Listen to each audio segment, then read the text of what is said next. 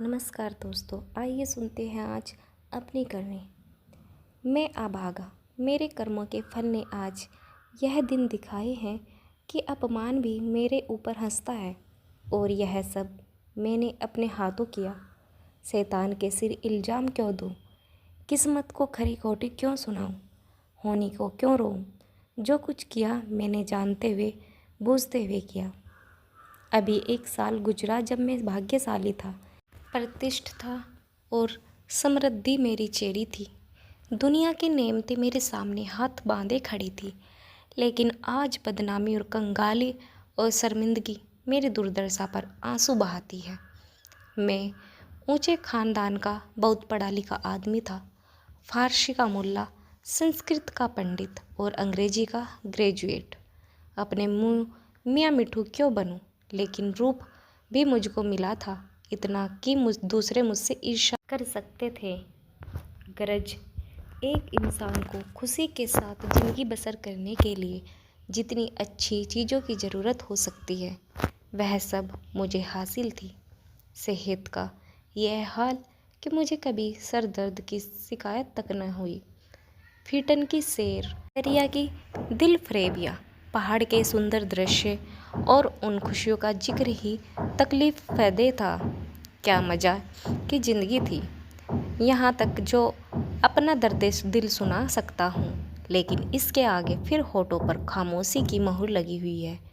एक सती साध्वी प्रतिप्राणा स्त्री और 2 गुलाब के फूल से बच्चे इंसान के लिए जिन खुशियाँ, आरजुओं और हौसलों और दिल फरेबियों का खजाना हो सकते हैं, वह सब मुझे प्राप्त था। मैं इस योग्य नहीं कि उस पतित्र स्त्री का नाम जबान पर लाऊं। मैं इस योग्य नहीं कि अपने को उन लड़कों का बाप कह सकूं। मगर नसीब का कुछ ऐसा खेल था कि मैंने उन बेहस्ती नेमतों की कदर नहीं की। जिस औरत ने मेरे हुक्म और अपनी इच्छा में कभी कोई भेद नहीं किया, जो मेरी सारी बुराइयों के बावजूद कभी शिकायत का एक हर्फ ज़बान पर न लाई, जिसका गुस्सा कभी आंखों से आगे नहीं बढ़ने पाया। गुस्सा क्या था? कुआर की बरखा थी। 2-4 हल्की फुल्की बूंद पड़ी, फिर आसमान साफ हो गया। अपने दीवानगी के नशे में मैंने उस देवी की कदर नहीं की। मैंने उसे जलाया, रुलाया, तड़पाया। मैंने उसके साथ दगा की। जब मैं 2 बजे रात को घर लौटता था तो मुझे कैसे कैसे बहाने सूझते थे। नित नए हीले गढ़ता था। शायद विद्यार्थी जीवन में जब बैंड के मज़े से मदरसे जाने की इजाज़त न देते थे, उस वक्त भी बुद्धि इतनी परख नहीं थी। और क्या उस क्षमा की देवी को मेरी बातों पर यकीन आता था? वह भोली थी, मगर ऐसी नादान नहीं थी। मेरी खुमार भरी आंखें, मेरे उथले भाव और मेरे झूठ प्रेम प्रदर्शन का रहस्य क्या उससे छिपा रह सकता था? लेकिन उसकी रग रग में शराफत भरी हुई थी। कोई कमीना ख्याल उसकी ज़बान पर नहीं आ सकता था। वह उन बातों का जिक्र करके या अपने संदेह को खुलेआम दिखलाकर हमारे पवित्र संबंध में खिंचाव या बदतमीजगी पैदा करना बहुत अनुचित समझती थी। मुझे उसके विचार उसके माथे पर लिखे मालूम होते थे। उन बदमजागियों के मुकाबले से उसे जलना, रोना ज़्यादा पसंद था। शायद वह समझती थी कि मेरा नशा खुद ब खुद उतर जाएगा। काश उस शराफत के बदले उसके स्वभाव में कुछ ओछापन और अनुदारता भी होती। काश वह अपने अधिकारों को अपने हाथों में रखना जानती। काश वह इतनी सीधी नहीं होती। काश वह अपने मन के भाव को छिपाने में इतनी कुशल न होती। काश वह इतनी मक्कार न होती। लेकिन मेरी मक्कारी और उसकी मक्कारी में कितना अंतर था। मेरी मक्कारी हरामकारी थी, उसकी मक्कारी आत्म बलिदानी थी। एक रोज़ मैं अपने काम से फुर्सत पाकर शाम के वक्त मनोरंजन के लिए आनंद वाटिका में पहुंचा और संगमरमर के भोज पर बैठकर मछलियों का दामन देखने लगा। एकाएक निगाह पर उठी तो मैंने एक औरत को बेल की झाड़ियों में फूल चुनते देखा। उसके कपड़े मैले थे और जवानी की ताजगी और गर्व को छोड़कर उसके चेहरे पर कोई खास बात नहीं थी। उसने मेरी तरफ आंखें उठाई और फूल चुनने में लग गई। उसने कुछ देखा ही नहीं। उसके इस अंदाज ने, चाहे वह उसकी सरलता ही क्यों नहीं हो, मेरी वासना को और भी उत्पत्तित कर दिया। मेरे लिए यह एक नई बात थी कि कोई औरत इस तरह देखे कि जैसे उसने नहीं देखा। मैं उठा और धीरे धीरे कभी ज़मीन और कभी आसमान की तरफ ताकते हुए बेले की झाड़ियों के पास जाकर खुद भी फूल चुनने लगा। इस ठिठाई का नतीजा यह हुआ कि वहाँ मालिनी की लड़की थी। वहाँ से तेजी के साथ बाग के दूसरे हिस्से में चली गई। उस दिन से मालूम नहीं वह कौन सा आकर्षण था जो मुझे रोज़ शाम के वक्त आनंद वाटिका की तरफ खींच ले जाता था। उसे मोहब्बत हरगिज नहीं कह सकते। अगर मुझे उस वक्त भगवान न करे उस लड़की के बारे में कोई शोक समाचार मिलता तो शायद मेरी आंखों से आंसू भी न निकले। जोगियों धारण करने की तो चर्चा ही व्यर्थ है। मैं रोज़ जाते और नए नए रूप धरकर जाता, लेकिन जिस प्रकृति ने मुझे अच्छा रूप रंग दिया था उसी ने मुझे वाचलता से वंचित भी कर रखा था। मैं रोज़ जाता और रोज़ लौट जाता, प्रेम की मंजिल में एक कदम भी आगे नहीं बढ़ पाता। हाँ, इतना अलबत्ता हो गया कि उसे वह पहली सी झिझक न रही। आखिर इस शांतिपूर्ण नीति को सफल बनाने न होते देख मैंने एक नई युक्ति सोची। एक रोज़ मैं अपने साथ अपने शैताने बुलडॉग टॉमी को भी ले गया। जब शाम हो गई और वह मेरे धैर्य का नाश करने वाली फूलों से आंचल भरकर अपने घर की ओर चली तो मैंने अपने बुलडॉग को धीरे से इशारा कर बुलडॉग उसकी तरफ बाज की तरह झपटा। फूलमती ने एक चीख मारी, 2-4 कदम दौड़ी और ज़मीन पर गिर पड़ी। अब मैं छड़ी हिलाता बुलडॉग की तरफ गुस्से भरी आंखों से देखता और हाय हाय चिल्लाता हुआ दौड़ा और उसे ज़ोर से 2-3 डंडे लगाए। फिर मैंने बिखरे हुए फूलों को समेटा, सहमी हुई औरतों का हाथ पकड़कर बिठा दिया। बहुत लज्जित और दुखी भाव से बोला, यह कितना बड़ा बदमाश है, अब इसे अपने साथ कभी नहीं लाऊंगा। तो मैं इसने काट तो नहीं लिया? फूलमती ने चादर से सर को ढकते हुए कहा, तुम न आ जाते तो मुझे नोच डालता। मेरे तो जैसे मन भर में पैर हो गई। मेरा कलेजा तो अभी तक धड़ रहा है। यह तीर लक्ष्य पर बैठा।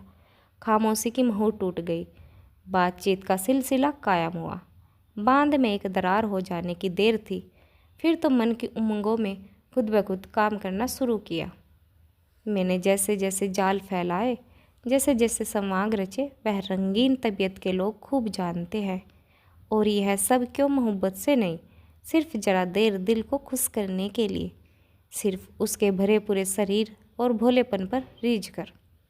यूँ मैं बहुत नीच प्रकृति का आदमी नहीं हूँ। रूप रंग में फूलमती का इंदु से मुकाबला नहीं था। वह सुंदरता के सांचे में ढली हुई थी।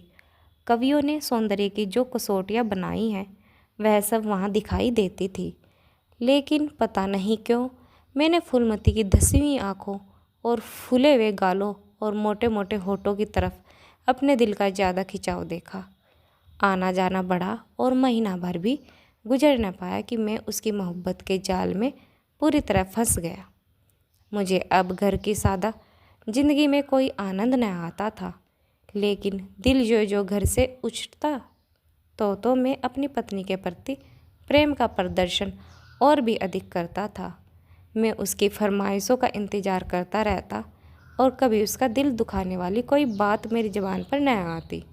शायद मैं अपनी आंतरिक उदासीनता को शिष्टाचार के पर्दे के पीछे छिपाना चाहता था। धीरे धीरे दिल की यह कैफियत बदल गई और बीवी की तरह से उदासीनता दिखाई देने लगी। घर में कपड़े नहीं, लेकिन मुझसे इतना न होता कि पूछ लूँ। सच यह है कि मुझे अब उसकी खातिरदारी करते हुए डर सा मालूम होता था कि कहीं उसकी खामोशी की दीवारें टूट न जाए और उसके मन के भाव जुबान पर न आ जाए। यहाँ तक कि मैंने गृहस्थी की ज़रूरतों की तरफ से भी आंखें बंद कर ली थी। अब मेरा दिल और जान और रुपया पैसा सब फूलमती के लिए था। मैं खुद भी कभी सुनार की दुकान पर न गया था, लेकिन आजकल कोई मुझे रात गए एक मशहूर सुनार के मकान पर बैठा हुआ देख सकता था। बजाज की दुकान में भी मुझे रुचि हो गई। एक रोज़ शाम के वक्त रोज की तरह मैं आनंद वाटिका में सैर कर रहा था और फूलमती 16 श्रृंगार के हुए मेरी सुनहरी रूपहली भेंटों से लदी हुई एक रेशमी साड़ी पहन बाग की क्यारियों में फूल तोड़ रही थी, बल्कि यूँ कहूँ कि अपनी चुटकियों में मेरे दिल को मसल रही थी। उसकी छोटी छोटी आंखें उस वक्त नशे के हुस्न में फैल गई। उसने शौखी और मुस्कुराहट की झलक नजर आती थी। अचानक महाराज साहब भी अपने कुछ दोस्तों के साथ मोटर पर सवार आ पहुँचे। मैं उन्हें देखते ही आवागनी के लिए दौड़ा और आदाब बजा लाया। बेचारी फूलमती महाराज साहब को पहचानती थी, लेकिन उसे एक घने कुंज के अलावा और कोई छिपने की जगह नहीं मिल सकी।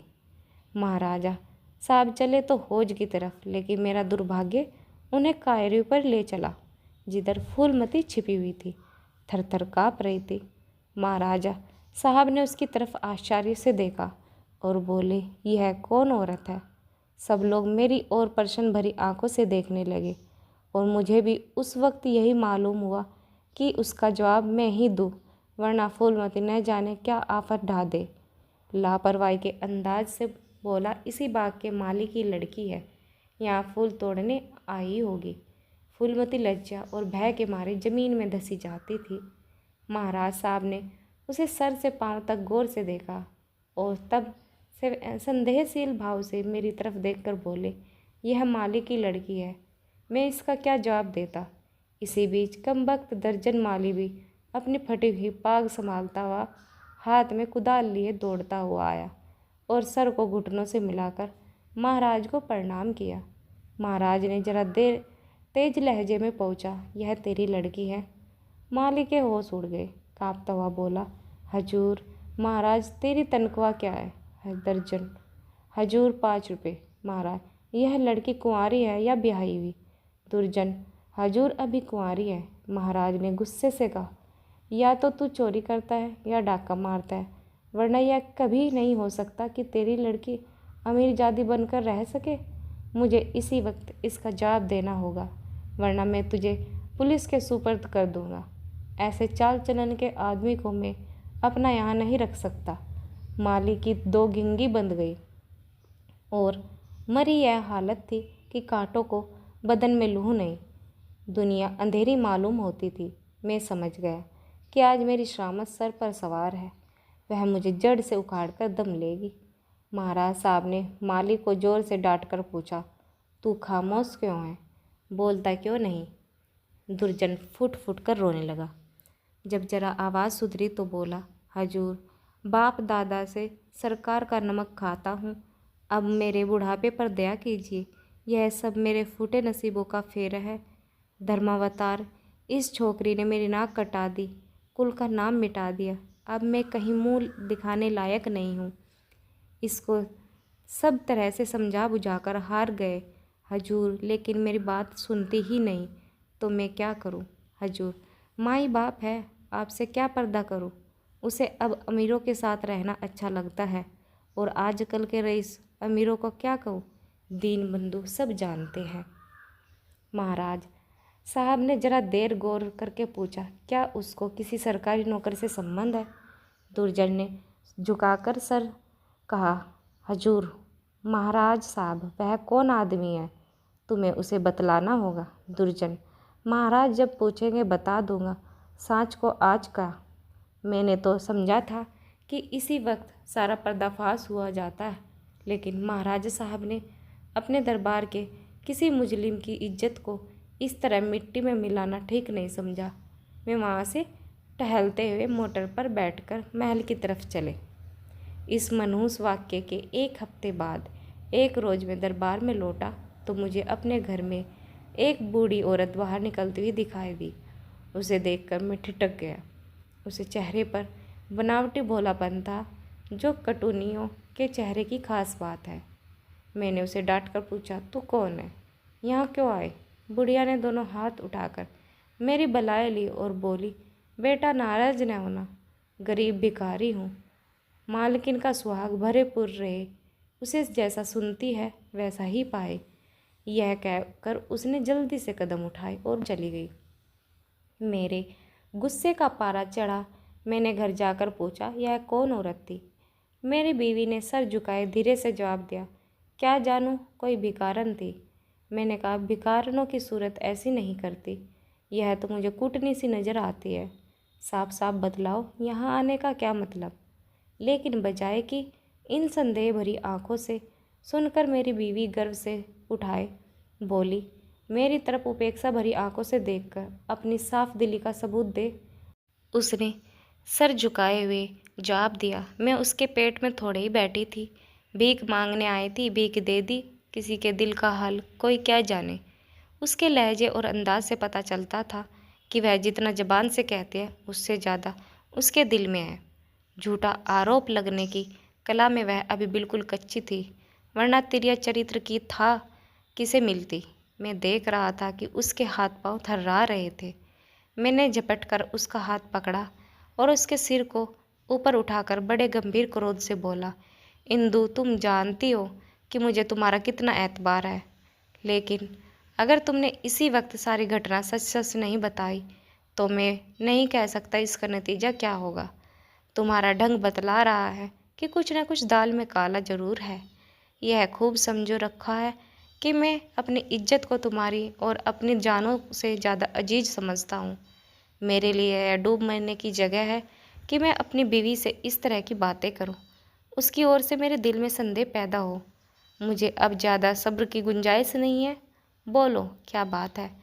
इंदुमती मेरे पैरों पर गिर पड़ी और रोकर बोली, मेरा कसूर माफ़ कर दो। मैंने गरज कर कहा, वह कौन सा कसूर है? इंदुमती ने संभल कर जवाब दिया, तुम अपने दिल में इस वक्त जो ख्याल कर रहे हो उसे एक पल के लिए वहाँ न रहने दो, वरना समझ लो कि आज इस ज़िंदगी का खात्मा है। मुझे नहीं मालूम था कि तुम मेरे ऊपर जो जुल्म किए हैं उन्हें मैंने किस तरह झेला है, और अब भी सब कुछ झेलने के लिए तैयार हूँ। मेरा सर तुम्हारे पैरों पर है, जिस तरह रखोगे रहूँगी। लेकिन आज मुझे मालूम हुआ कि तुम खुद हो वैसा ही दूसरों को समझते हो। मुझसे भूल अवश्य हुई है, लेकिन उस भूल की यह सज़ा नहीं कि तुम मुझ पर ऐसे संदेह न करो। मैंने उस औरत की बातों में आकर अपने सारे घर का चिट्ठा बयान कर दिया। मैं समझती थी कि मुझे ऐसा नहीं करना चाहिए, लेकिन कुछ तो उस औरत की हमदर्दी और कुछ मेरे अंदर सुलगती हुई आग ने मुझसे यह भूल करवाई, और इसके लिए तुम जो सज़ा दो वह मेरे सर आँखों पर है। मेरा गुस्सा जरा धीमा हुआ। बोला, तुमने उससे क्या कहा? इंदुमती ने कहा, घर का जो कुछ हाल है, तुम्हारी बेवफाई, तुम्हारी लापरवाही, तुम्हारा घर की ज़रूरतों की फिक्र न करना, अपनी बेवकूफ़ी, क्या कहूँ। मैंने उसे यहाँ तक कह दिया कि इधर 3 महीने से उन्होंने घर के लिए कुछ खर्च भी नहीं दिया। इसकी चोट मेरे गहनों पर पड़ी। तुम्हें शायद मालूम नहीं कि इन 3 महीनों में मेरे 450 रुपये के जेवर बिक गए। न मालूम क्यों मैं उससे यह सब कुछ कह गई। जब इंसान का दिल जलता है तो ज़बान तक उसी आँच आ जाती है, मगर मुझसे जो कुछ खता हुई उससे कहीं गुनी सख्त सज़ा तुम मुझे दे सकते हो। मेरा बयान लेने का भी सब्र न हुआ। खैर, तुम्हारे दिल की कैफियत मुझे मालूम हो गई। तुम्हारा दिल मेरी तरफ से साफ नहीं है। तुम्हें मुझ पर विश्वास नहीं रहा, वरना एक भिखारिन औरत के घर से निकलने पर तुम्हें ऐसे सुबह क्यों हुए? मैं सर पर हाथ रख कर बैठ गया। मालूम हो गया कि तबाही के सामने पूरे हुए। दूसरे दिन मैं ज्यों ही दफ्तर में पहुंचा, चौबेदार ने आकर कहा, महाराज साहब ने आपको याद किया है। मैं तो अपनी किस्मत का फैसला पहले से ही किए बैठा हूँ। मैं खुद समझ गया था कि वह बुढ़िया खुफिया पुलिस की कोई मुखबिर है जो मेरे घरेलू मामलों की जांच के लिए तैनात हुई। कल उसकी रिपोर्ट आई होगी। आज मेरी तलबी है। खौफ से सहमा हुआ, लेकिन दिल को किसी तरह संभाले हुए कि जो कुछ सर पर पड़ेगी देखा जाएगा, अब इसे क्यों जानूं। मैं महाराज की खिदमत में पहुंचा। वह इस वक्त अपने पूजा के कमरे में अकेले बैठे हुए थे। कागजों का ढेर इधर उधर फैला हुआ था और वह खुद किसी ख्याल में डूबे हुए थे। मुझे देखते हुए मेरी तरफ मुखाफित हुए। उनके चेहरे पर नाराज़गी के लक्षण दिखाई दिए। बोले, कुंवर श्याम सिंह, मुझे बहुत अफसोस है कि तुम्हारी बाबत मुझे जो बातें मालूम हुई वह मुझे इस बात के लिए मजबूर करती है कि तुम्हारे साथ सख्ती का बर्ताव किया जाए। तुम मेरे पुराने वशीकदार हो। तुम्हें यह गौरव कई पीढ़ियों से प्राप्त है। तुम्हारे बुजुर्गों ने हमारे खानदान की जान लगाए सेवा की है और उन्हीं के सीले में यह वसीका दिया गया। लेकिन तुमने अपनी हरकतों से अपने को इश्क रुपया के योग्य नहीं रखा। तुम्हें इसलिए वशीका मिलता था कि तुम अपने खानदान की परवरिश करो, अपने लड़कों को इस योग्य बनाओ कि वह राज्य की कुछ खिदमत करे, उन्हें शारीरिक नैतिक शिक्षा दो ताकि तुम्हारी जात से रियासत की भलाई हो, न कि इसलिए कि तुम इस रुपये को बेहुदा ऐश पस्ती में और हरामकारी में खर्च करो। मुझे इस बात से बहुत तकलीफ़ होती है कि तुमने अब तक अपने बाल बच्चों की परवरिश की जिम्मेदारी से भी अपने को मुक्त समझ लिया। अगर तुम्हारा यही ढंग रहा तो यकीनन वशीकादारों का एक पुराना खानदान मिट जाएगा। इसलिए आज से हमने तुम्हारा नाम वशीकदारों की फेहरिस्त में खारिज कर दिया। तुम्हारी जगह तुम्हारी बीवी का नाम दर्ज किया गया। वह अपने लड़कों को पालन पोषण की जिम्मेदार है। तुम्हारा नाम रियासत की मालियों की फेहरिस्त में लिया गया। तुमने अपने को इसी के योग्य सिद्ध किया है और मुझे उम्मीद है कि यह तबादला तुम्हें नागवार न होगा। बस जाओ और मुमकिन हो तो अपने किए पर पछताओ। मुझे कहने का साहस न हुआ। मैंने बहुत धैर्यपूर्वक अपनी किस्मत का यह फैसला सुना और घर की तरफ चला। लेकिन 2 ही 4 कदम चला कि अचानक खचाल आया, किसके घर जा रहे हैं? तुम्हारे घर अब कहाँ है? मैं उल्टे कदम लौटा। जिस घर का मैं राजा था वहाँ दूसरों का आश्रित बनकर मुझसे नहीं रहा जाएगा। रहा भी जाए तो मुझे रहना चाहिए। मेरा आचरण निश्चय ही अनुचित था, लेकिन मेरी नैतिक संवेदना अभी इतनी थोती नहीं हुई। मैंने पक्का इरादा कर लिया कि इसी वक्त इस शहर से भाग जाना मुनासिब है, वरना बात फैलते ही हमदर्दों और बुरा चेतना वालों का एक जमघट हालचाल पूछने के लिए आ जाएगा। दूसरों की सुखी हमदर्दियाँ सुननी पड़ेगी, जिनके पर्दे में खुशी झलकती होगी। सिर्फ एक बार मुझे फूलमती का ख्याल आया। उसके कारण यह सब दुर्गति हो रही है। उससे तो मिल ही लूँगा, मगर दिल ने रोका। यह क्या एक वैभवशाली आदमी की जो इज्जत होती थी अब मुझे हासिल हो सकती है? हरगिज नहीं। रूप की मंडी में वफा मोहब्बत के मुकाबले रुपया पैसा ज़्यादा कीमती मुमकिन है। इस वक्त मुझ पर तरस खाकर या क्षणिक आवेश में आकर फूलमती मेरे साथ चलने पर आमाद हो जाए, लेकिन यह क्षणिक आवेश में आकर फूलमती मेरे साथ चलने पर आमाद हो जाए, लेकिन उसे लेकर कहाँ जाऊँगा? पाँव में बेड़ियाँ डालकर चलना तो और भी मुश्किल है। इस तरह सोच विचार कर मैंने बम्बई की राह ली और अब 2 साल से एक मिल में नौकर हूँ। तनख्वाह सिर्फ इतनी है कि ज्यों ज्यों जिंदगी का सिलसिला चलता रहे, लेकिन ईश्वर को धन्यवाद देता हूँ और इसी की यशेष्ठता समझता हूँ। मैं एक गुप्त रूप से अपने घर गया था। फूलमती ने एक दूसरे रईस से रूप का सौदा कर लिया है, लेकिन मेरी पत्नी ने अपने प्रबंध कौशल से घर की हालत खूब संभाल ली है।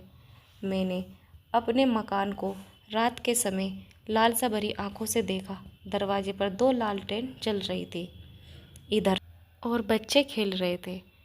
हर सफाई और सुथरापन दिखाई देता।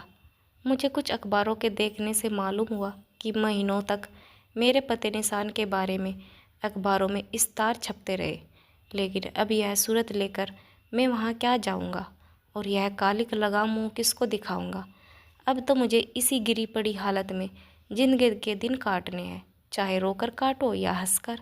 मैं अपनी हरकतों पर अब बहुत शर्मिंदा हूँ। अफसोस मैंने उन नेमतों की कदर नहीं की, उन्हें लात से ठोकर मारी। यह उसी की सज़ा है कि आज मुझे यह दिन देखना पड़ रहा है। मैं वह परवाना हूँ जिसकी खाक भी हवा के झोंके से नहीं बची। ये सब मेरी अपनी करनी है।